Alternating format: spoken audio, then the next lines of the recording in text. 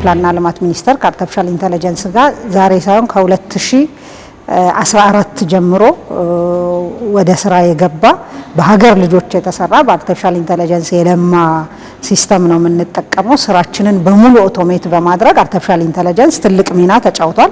በተለይ የእቅድ የክትትልና ግምገማ ስራችንን ከዛ ቀጥሎም ያሉ ተጨማሪ መሰራት ያለባቸው ስራዎችን በቅርበት ድጋፍ ክትትል እየተደረገልን እየሰራን እንገኛለን።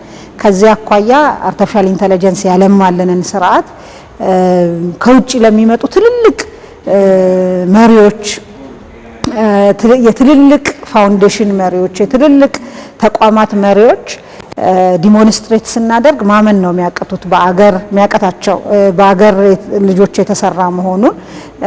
አንዳንዶቹ ይሄ እኔ ራሱ የለኝም ብለው ነው የሚያነሱት አንዳንድ መሪዎች ማለት ነው ባደጉት ሀገራት ያሉና የአርቲፊሻል ኢንተለጀንስ በተለይ እንደ ፕላንና ልማት የእቅድ የክትትልና ግምገማ ስራችንን ኦቶሜት ከማድረግ አኳያ አይ ቲንክ ቀዳሚ ተጠቃሚ ነን ብዬ ነው ማስበው።